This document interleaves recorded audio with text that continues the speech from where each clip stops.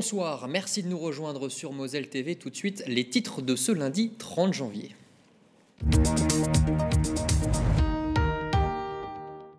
Dans l'actualité, le marché du terroir franco-allemand a fait son grand retour ce dimanche, place de la République, à Metz.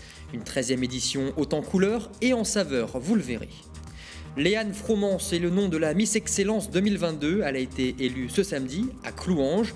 Nous revivrons son sacre dans quelques instants. La météo, les températures de demain seront encore légèrement supérieures à 0 degré jusqu'à 6 dans l'après-midi. Le temps sera lui maussade avec du brouillard et quelques précipitations. Et tout de suite, on développe les titres du jour.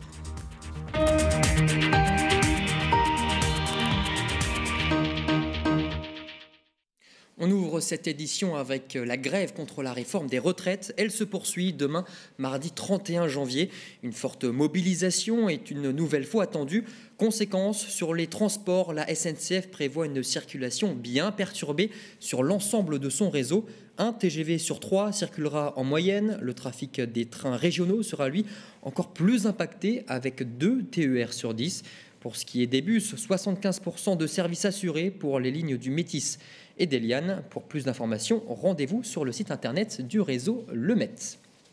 Ce lundi s'est déroulée la première réunion trimestrielle du département de la Moselle. L'Assemblée a accueilli d'ailleurs les 2 nouveaux conseillers du canton de Sarralbe. Toute la semaine, les élus départementaux se consacreront à l'examen et à l'adoption du budget primitif 2023. À hauteur de presque 1 milliard d'euros, il servira en grande majorité aux actions sociales, mais pas seulement. Les détails avec Patrick Weiten. Nous allons adopter le budget primitif pour 2023 avec une augmentation sensible du budget social. Plus de 20 millions d'euros d'augmentation du budget des affaires sociales.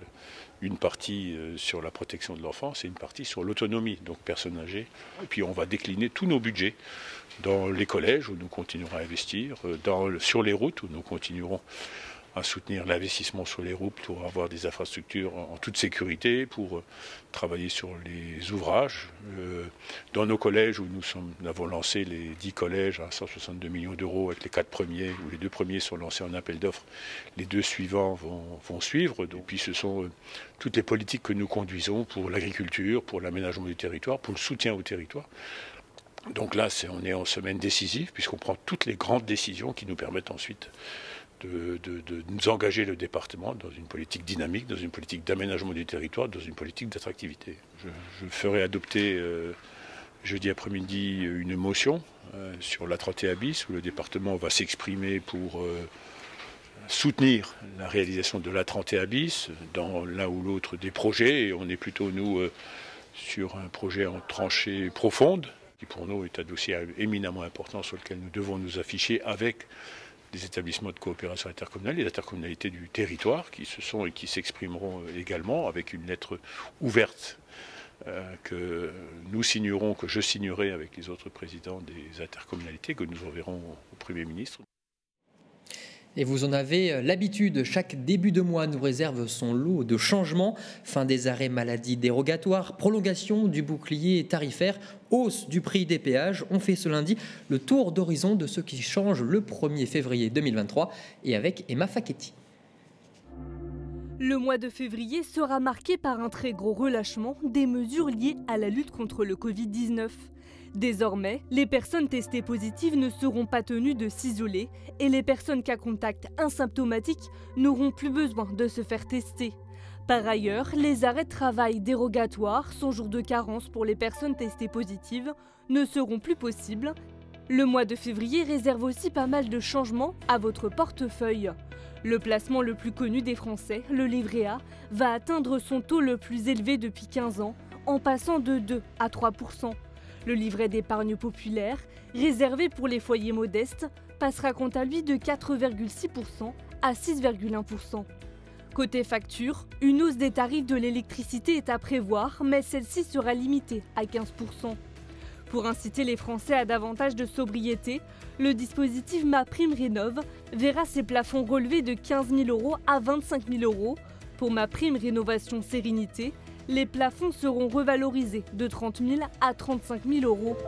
Côté transport, attention si vous vous déplacez en voiture. Le prix des péages va augmenter de 4,75% en moyenne. Le tarif des taxis augmentera de 4% au plus. Les conditions de vente des billets SNCF vont se durcir. Désormais, échanger son billet moins d'une semaine avant le départ coûtera 19 €, alors que l'opération était gratuite. Enfin, le quotidien des demandeurs d'emploi qui ouvrent des droits à partir du 1er février va être chamboulé. Leur durée d'indemnisation sera réduite de 25%. Un chômeur qui aurait eu droit par exemple à 12 mois d'indemnisation dans le système actuel n'aura plus droit qu'à 9 mois. Vous l'avez peut-être sillonné ou entrevu de loin, la 13e édition du marché du terroir franco-allemand s'est déroulée dimanche, place de la République à Metz. Une date qui marque les 60 ans du traité de l'Élysée, c'était le 22 janvier 1963. Vous allez voir les étudiants du Master Management franco-allemand de l'IAE de Metz, organisateurs de l'événement, ont mis les petits plats dans les grands. Aymeric Guillaume. Sur la place de la République, il y en avait pour tous les goûts. À l'accent très frontalier, la 13e édition du marché du terroir franco-allemand permettait aux visiteurs de découvrir ou redécouvrir son voisin. Un rendez-vous dont l'organisation a été le fruit du travail d'étudiants du Master Management franco-allemand de l'IAE Metz. Nous n'avions aucune base de management de projet. Et aujourd'hui, voilà, avoir organisé ce beau marché, nous avons vraiment gagné des compétences des deux camps, que ce soit en allemand ou en français, parce qu'on a vraiment dû interagir avec les exposants allemands et français. C'est vraiment pour ma part un projet très réussi. Dans la continuité du programme Metz et Wunderbar, qui fête les accords de coopération entre la France et l'Allemagne, la ville et son maire François Grosdidier tenaient à mettre en avant les relations et la proximité qui lient ces deux pays.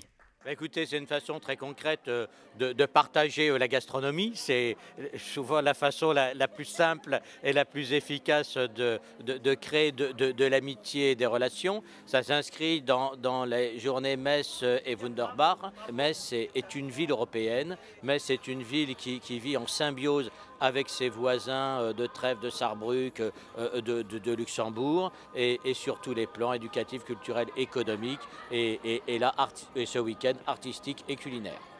Du côté des commerçants comme des clients, l'initiative est saluée. Si certains ont préféré mettre en avant les produits du terroir, d'autres s'imprègnent de la culture voisine. Moi j'aime bien tout ce qui est un petit peu marché des producteurs et tout.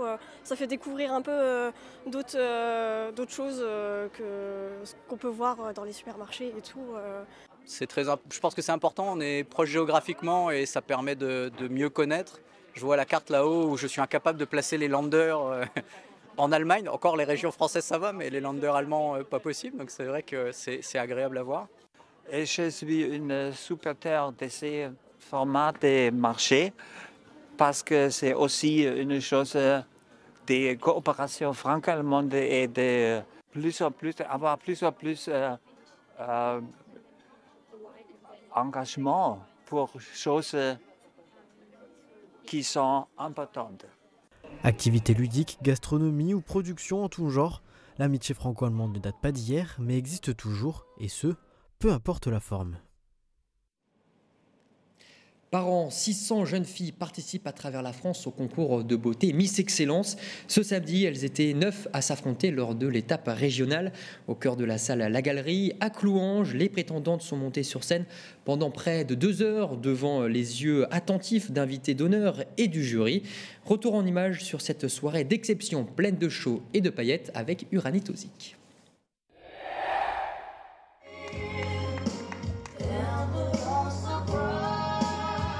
Moment de grâce en robe de soirée, port de tête exemplaire et sourire à toute épreuve. Pour cette nouvelle édition de Miss Excellence Lorraine, la salle de la Galerie à Clouanges est tombée sous le charme de ces 9 candidates. Parmi les invités d'honneur, la tenante du titre national 2021, venue soutenir le comité lorrain dans cette première étape régionale. Alors Miss Excellence, c'est un comité avec beaucoup de valeurs, de principes. On a beaucoup de jeunes femmes qui viennent donc de toute la France. Donc ici, c'est la région Lorraine. Elles sont toutes les unes plus belles que les autres. D'abord appelé Miss Nationale en 2010, à la création du concours par Geneviève de Fontenay, il devient Miss Prestige, puis dès 2019, Miss Excellence. Les critères de sélection sont physiques, mais moins stricts que la plupart des autres concours. Discours, danse sur le thème de Disney, défilé avec des tenues variées, la soirée ne laisse aucun répit à ces jeunes femmes qui doivent conquérir à tout prix le cœur du jury. Moi personnellement, je ne choisis jamais, puisque je ne vote jamais. Je respecte le vote d'abord du public et le vote du jury. Et ce soir, par exemple, le vote du public et du jury est exactement le même. Et après un dernier moment pour briller sur scène, vient le choix de la nouvelle Miss et de ses dauphines. Suspense de courte durée, avec 60% des voix du public. C'est la numéro 8 qui décroche la couronne et l'écharpe, Léane Froment, 18 ans, originaire de Meurthe-et-Moselle. Je remercie tout le monde qui a voté pour moi.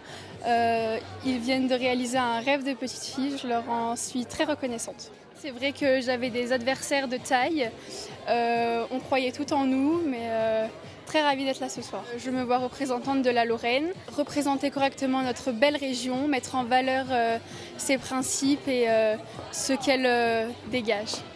Une belle victoire qui n'enlève rien aux prestations de ses camarades. Quelques secondes de déception pour les autres, vite effacées. Deuxième dauphine et originaire de Metz, Inès souhaitait avant tout se lancer un défi pour prendre confiance en elle. Je me sens détendue, très bien, je suis très contente de mon prix, je suis très fière de moi et je suis très fière de toutes les candidates, aucune n'a démérité. Je lui souhaite tout mon courage, je serai derrière elle automatiquement, c'est une de mes copines alors je suis très fière d'elle et je lui souhaite d'aller très loin dans l'aventure, elle le mérite. La pression retombe, laissant place rapidement à la séance photo officielle, la première d'une longue série, puisque la nouvelle Miss Excellence Lorraine et ses dauphines ont du pain sur la planche, avant de tenter l'étape nationale le 29 avril prochain. Et on prend maintenant la direction de Neufgrange avec une visite de la sous-préfète de l'arrondissement de Sarreguemines. Une délégation importante du conseil municipal avec à leur tête la maire lui a montré de nombreux aspects de la commune, dont un nouveau projet, la rénovation des ateliers municipaux. Reportage de nos confrères de Mosaïque Cristal.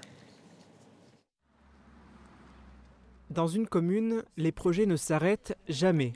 Illustration à Neufgrange, où s'est rendue Dominique Laurent, la sous-préfète de l'arrondissement de Sarreguemines.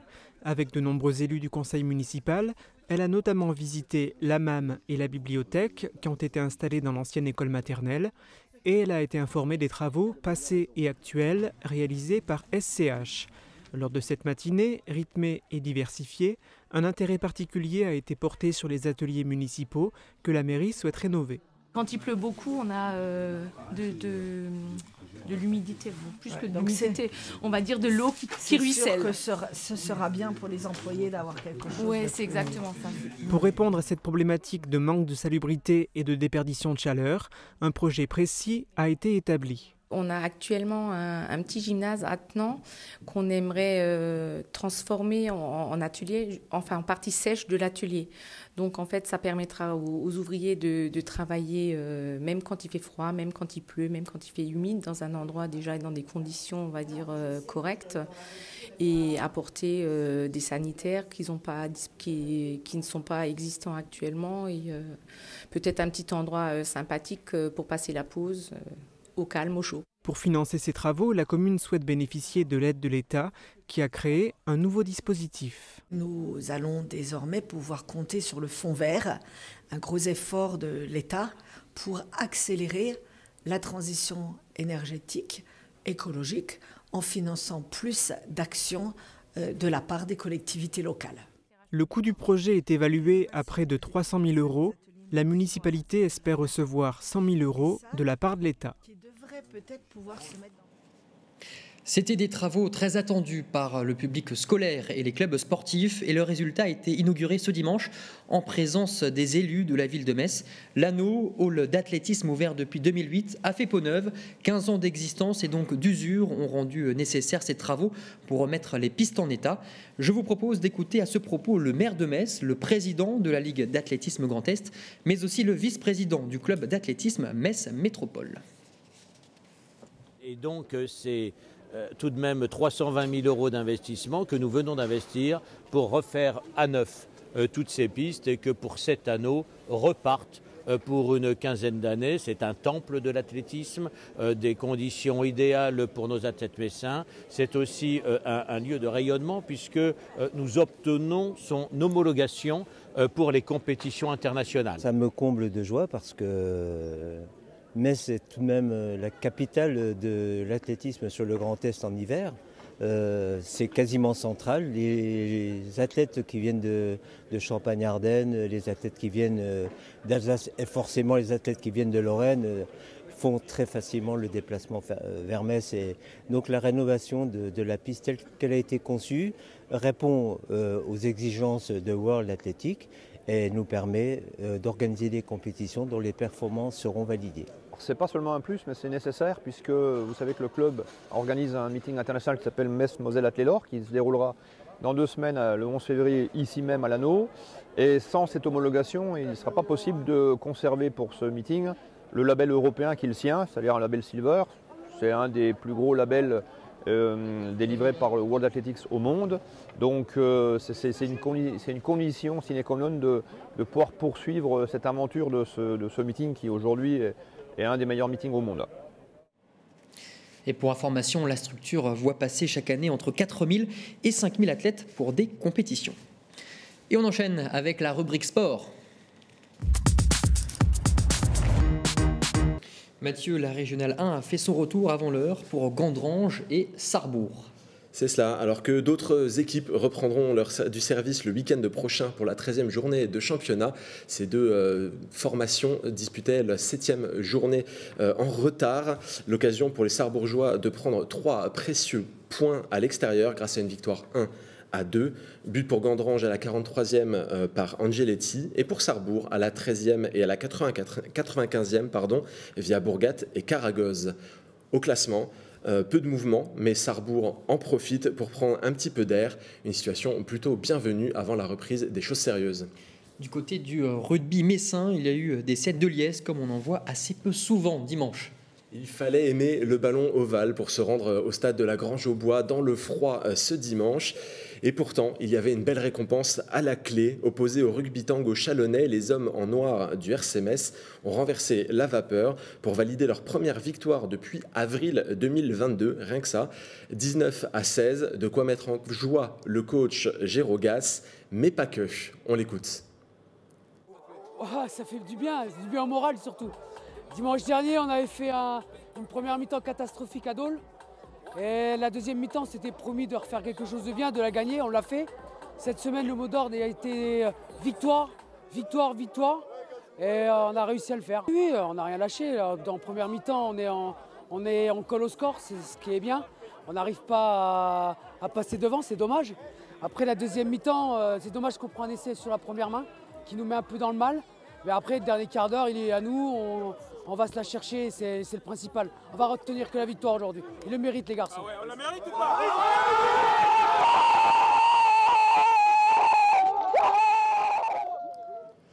Alors si ça ne résout rien au classement où le RC Metz continue de figurer bon dernier, on espère tout de même voir plus souvent des scènes de liesse comme celle-ci au stade de la Grange-aux-Bois.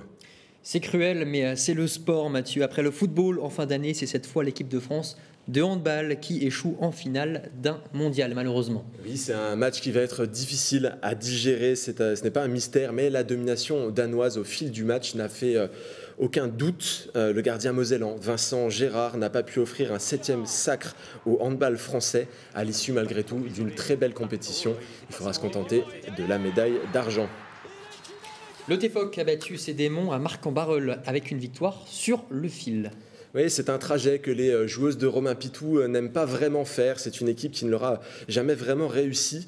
Eh bien, l'équipe de Marc-en-Barœul, bien que loin au classement, a encore une fois fait difficulté au TFOC. Il a failli piocher dans les réserves pour faire déjouer une tendance. Et au terme d'un match accroché, les Bleus, pour l'occasion en blanc, se sont imposés 2-3 lors du tie-break sur leur 5e balle de match. Au classement, le TFOC laisse passer un point et laisse glisser également une place, descendant donc de la 3e à la 4e position. Il y aura un différend à régler avec Béziers qui l'a emporté et qui a doublé l'équipe Tervillo-Florangeoise. Et ça pourrait pourquoi pas être réglé le 19 février lors d'un déplacement chez cette équipe. Et le match contre Marc-en-Barœul a marqué la fin d'un mois totalement fou pour le TFOC, puisque entre championnat, CEV Cup et Coupe de France, il y a eu énormément de matchs à disputer, un rythme infernal, mais retour à la normale attendu en février, puisqu'il n'y aura que 5 matchs à jouer. Basket, désormais, les Metz Canonniers se sont imposés d'1 à Charleville-Mézières. Oui, Charleville-Mézières, c'est une équipe dont il faut toujours se méfier en National 2, qui reste toujours difficile à jouer. Et il a fallu vraiment s'employer pour le collectif messin qui s'est imposé uniquement d'un tout petit point en fin de rencontre. Mais malgré tout, à la fin des débats, c'est Loïc Akono qui attirait tous les regards. Le meneur messin a choisi de quitter le terrain, même le banc de son équipe, après avoir été victime de propos à caractère raciste. Il a notamment été traité de bonobo. Ça venait des gradins. Il s'en est expliqué manifestement ému, comme on peut le voir sur les images, sur les réseaux sociaux. Et l'affaire ne devrait pas en rester là. Après son exploit, le Metz Tennis de table connaît son adversaire en demi-finale de Champions League. Vous avez vécu l'exploit face à Berlin sur Moselle TV. Eh bien, les joueuses de Loïc Belguise connaissent déjà leur adversaire pour le tour suivant, la demi-finale de Coupe d'Europe. Il s'agira de l'équipe autrichienne de Linz, une équipe qu'elles connaissent très bien pour l'avoir affrontée encore la saison passée. Et les dates d'affrontement restent encore à définir, mais on s'oriente vers un match au cours du mois de février. Et on termine avec du floorball. Il y avait un derby dimanche, mais les Messins n'ont rien pu faire. C'est exact, pas de miracle pour le Kaiser Metz Floorball face à son voisin et rival, les Loups Lorrains de Nancy. Une défaite nette 11-0 lors de la 5e journée de 3e division du championnat de France de floorball. Un sport en plein essor dans lequel nous reviendrons demain dans Moselle Sport. Et oui, justement, Mathieu, on vous retrouvera demain à 18h30 dans votre émission Moselle Sport. Vous y reviendrez sur ce match de floorball, mais aussi sur la signature d'un partenariat entre la Moselle et le comité philippin pour Paris 2024. Merci beaucoup, Mathieu. C'est un plaisir. L'image du jour pour clôturer cette édition. Le parc animalier de Sainte-Croix ouvrira encore cette année exceptionnellement ses portes pour les vacances scolaires d'hiver du 11 au 26 février. L'occasion d'observer certaines espèces qui se métamorphosent à cette époque de l'année, comme les renards polaires, les rennes ou encore les loups qui arborent leur fourrure hivernale. D'ailleurs, cela sera l'opportunité de découvrir la nouvelle meute de 8 loups blancs arrivée en décembre dernier. De quoi prendre plein les yeux. C'est la fin de Moselle Info. Merci à tous de nous avoir suivis. Tout de suite, retrouver la météo avec René Anne, suivi du Graouli Mag. Et puis n'oubliez pas, pour voir et revoir nos programmes, rendez-vous sur notre site internet moselle.tv ou sur nos réseaux sociaux. Nous, on se retrouve demain pour l'information. Excellente soirée sur notre chaîne.